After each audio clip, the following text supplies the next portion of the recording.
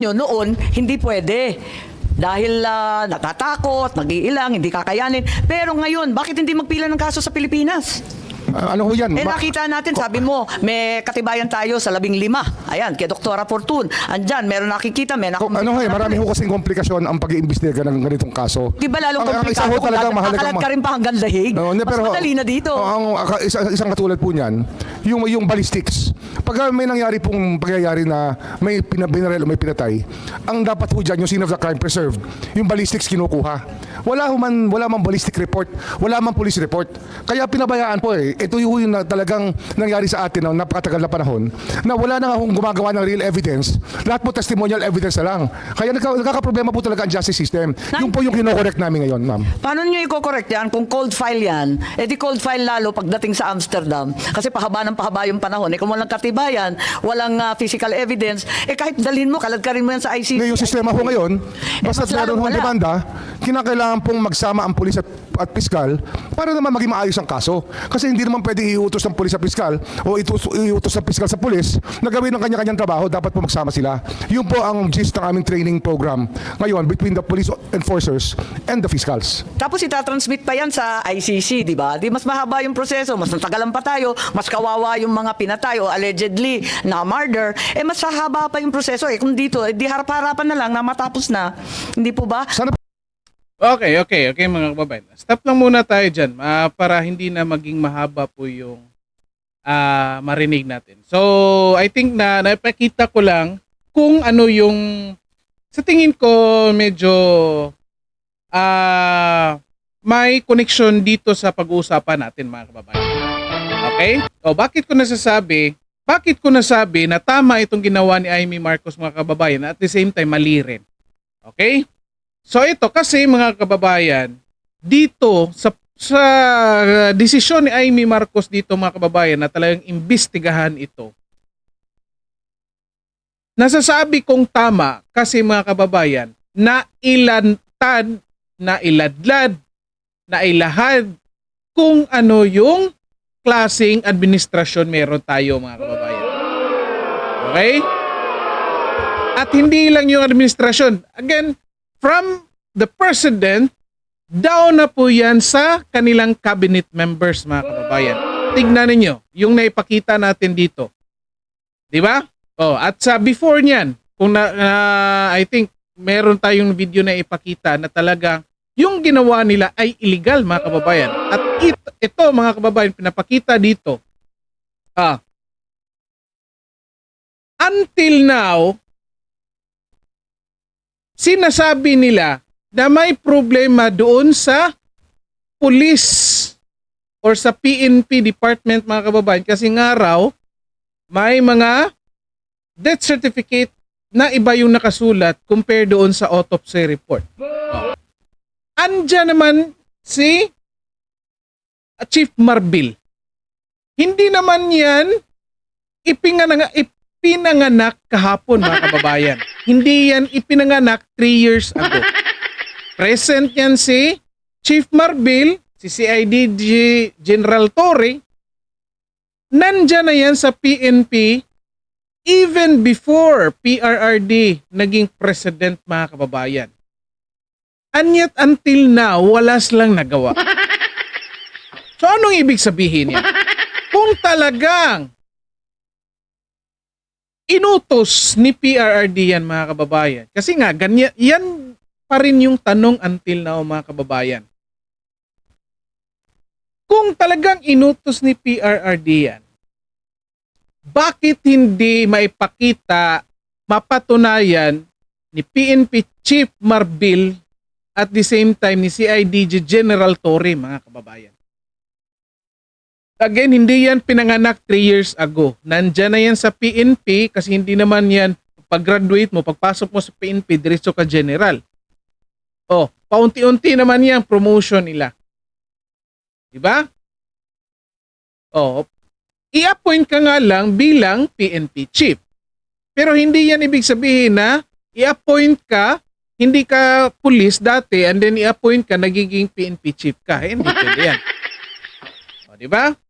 So alam nila kung anong mga nangyayari. Yet until now, 3 years ago, natapos yung term ni PRRD, wala pa rin kaso mga kababayan. Involved na sila dyan. So basically, pinapakita dito ni Rimulya mga kababayan na posible ang may problema talaga dito ang yung PNP. Hindi na nga nila maipakita, maiprove na pinag-uutos yan ni PRRD. Gusto nila paimbestigahan ng Senado. Sinalin si Amy Marcos. Bakit nyo hindi imbestigahan yung mga ganyan, yung mga wrong death certificates? Kayo nga, nandyan sa DOJ, nandyan sa DILG, hawak nyo yung PNP. Wala nga kayong makuha-kuhang informasyon, mga kababayan ako. Eto pa, mga kababayan. Again, nilaglag dito sa ginawa ni Amy Marcos, mga kababayan, nilaglag niya dito yung kapatid niya na si Bongbong Marcos at itong buong administrasyon ni Bongbong Marcos. Bakit, mga kababayan? Number 1, galit na yung mga tao sa lahat ng Marcoses, mga kababayan. Kahit na yung mga taong may crush kay Sandro Marcos, mga kababayan. Nako, sinusuka na si Sandro Marcos. Ayan ha. Nung eleksyon, ang daming taong nagsasabing crush nila si Sandro Marcos. Yet, kasi dahil sa pangalang Marcos, galit na sila, mga kababayan. Akala siguro ni Amy Marcos, mga kababayan, nang dahil sa ginawa niyang ito na pagkandak ng hearing, hindi siya madadamay at mas spare siya sa galit ng mga sumusuporta kay PRRD. Akala niya yan. Hindi niya alam, baka nakalimutan niya, Marcos yung apelido niya. So most likely, again, hindi lang apelido, kapatid pala niya yung presidente, mga kababayan. At the same time, kaalyado niya ngayon kung saan tumatakbo siya bilang senador na ang nag-i-endorso ay yung kapatid niya. Di ba? So kala siguro niya hindi siya madadamay dito sa ginawa ng administrasyon ng kapatid niya. Well, sabihin natin in aid of legislation ito, mga kababayan. Sincere si Amy Marcos dito. Sabihin lang natin. Yet, hindi niya mababago. Well, hindi ko lang alam. Hindi ako sigurado. Yet, sa nakikita ko, mga kababayan, sa mga supporters ni Pangulong Rodrigo Duterte, nakikita ko hindi mababago ni Amy Marcos yung damdamin at kaisipan ng mga supporters ni PRRD ngayon. Sa tingin nyo ba? Mag-comment kayo dyan. Nang dahil sa ginawa ni Amy Marcos ngayon sa pagkandak ng hearing, iboboto siya ng mga tao ngayon? Mag-comment kayo dyan kung sa tingin nyo iboboto siya ng mga tao or hindi. Anong comment nyo dyan? Okay? At ito, pangatlo na pala. Sorry. Pangatlo, mga kababayan. Yung pro-Duterte nga, yung mga supporters ni PRRD at yung mga kakamping, mga kababayan, hindi pa rin siya iboboto. Mas okay pa nung una, nung hindi niya ito kinandak na hearing at naipakita niyang hindi siya umattend doon sa rally doon sa Leyte. Baka meron pang ibang mga supporters ni PRRD, mga kababayan, na humanga kay Amy Marcos. Okay? And yet, nung ginawa niya itong hearing, nakikita ng mga pro-Duterte, mga kababayan, na parang sinasalba ni Amy Marcos yung sarili niya sa kahihiyan sa ginawa ng kapatid niya, mga kababayan. Okay? Well, of course, parte naman sa kakamping, given na yan, mga kababayan, kasi in the first place, ayaw naman talaga nila ng mga Marcoses. Kasi, nung naging Vice President si Leni, si Bongbong Marcos yung gustong paalisin si Leni. Okay? At nung last 2022 elections, ang kalaban ni Leni pagka-presidente ay si Bongbong Marcos. So kahit anong gawin ni Amy Marcos ngayon, mga kababayan, kahit kahit magkakampi pa sila ni Lenny, magagalit lang yung kakampik, hindi pa rin siya iboboto. So akala siguro ni Amy Marcos sa pagkandak niya dito ng hearing na ito, bubutuhan na siya ng mga pro Duterte.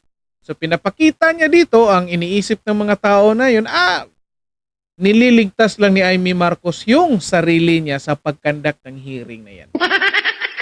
Ang problema nito mga kababayan ay itong pang-apat natin.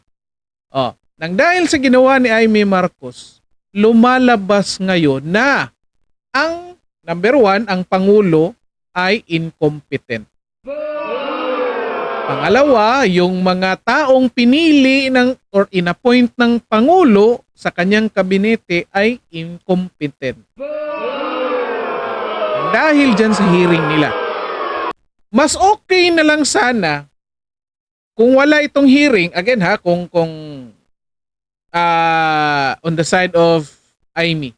Mas okay na lang sana na iniwan na lang niyang ganyan kasi yung tao na yung mag-speculate at pwede nilang laruin doon sa mainstream media mga kababayan. Pinapalabas nila katulad ng dati, lalo na yung sa PCO nila na tama yung ginawa, may tama yung theoretical or principle behind sa ginawa nila kay PRRD.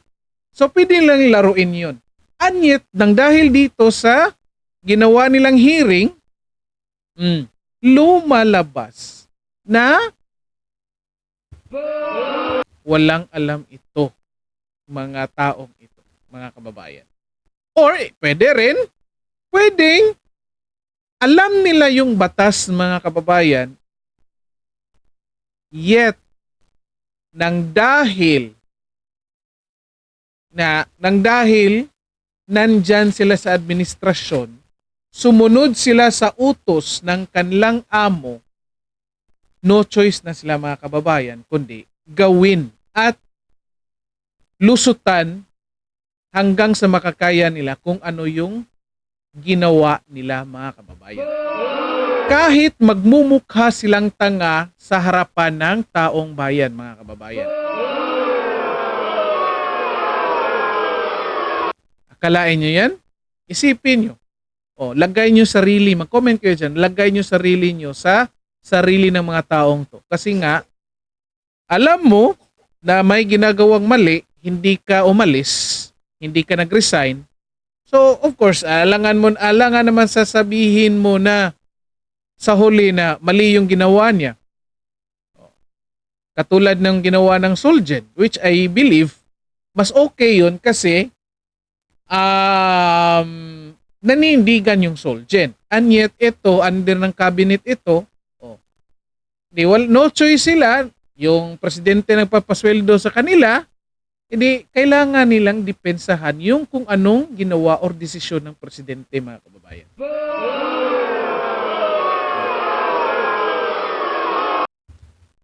At ito, pang-anim na punto natin mga kababayan. Nang dahil sa ginawa ni Amy mga kababayan, no? At dahil sa mga sagot ng mga cabinet members or ng mga resource persons na mga cabinet members ni Bongbong Marcos mga kababayan or ni PBBM, ang ending nito ay tuturo doon na ang mastermind or ang nag-utos ay si PBBM mga kababayan. Hindi nga lang ready si Amy Marcos or yung mga cabinet members niya na i-mention yung pangalan ni PBBM. Kasi, kapatid niya. Diba? Yan yung problema dyan. Kaya, pinaikot-ikot na lang yung hearing para hindi ko lang alam, para magiging mahaba or para magiging makabuluhan yung diskusyon. Yet, kung titignan niyo mga kababayan, ang ending niyan ay ituturo niyan si PBBM na ang mastermind or ang nag-utos. At the same time, uuwi din yan na kung saan ay meron talagang kooperasyon or bintahan kay PRRD doon sa ICC. Oh. Ito, yun sa video na pinakita natin, tignan nyo. Yung mga pulis mismo, hindi sila makakuha ng ebidensya. Diba? Oh. Paano nagkaroon yung ICC ng matibay na ebidensya na saan tumungo sa warrant of arrest or pag-issue ng warrant of arrest? Na kahit nga dito sa Pilipinas, yung mga pulis, yung mga autoridad natin, ilang taon na nag-imbestiga, time pa ni Laila de Lima, mga kababayan, wala nga makuha-kuhang informasyon. Hindi nga allowed yung ICC pumasok dito at mag-imbestiga. So sinong nagbigay? Kung meron man talagang matibay na ebidensya, sinong nagbigay? Diba? Saan galing yung ebidensya? Oh. Yan yung tanong. O kahit ano pa man, mga kababayan, ang resulta ng Senate hearing na ito, hindi pa rin iboboto si Amy Marcos ng kakamping at hindi pa rin siya iboboto ng mga pro-Duterte, mga kababayan. No. Well, I don't know, sa ilan-ilan or sa iba, kung nang dahil sa ginawa ni Amy, well, probably makakuha siya na lang ilan-ilan siguro. Pero, wala, I don't know. Lumalabas dito, mga kababayan, lalo na sa tingnan mo pagmumukha ni Amy, mga kababayan, ako personally, hindi ko nakikita yung sinceridad niya dito, mga kababayan. Ang nakikita ko nga ito, yung sinasalba niya itong pagmumukha niya. Yung sarili niya sa kahihiyan, mga kababayan.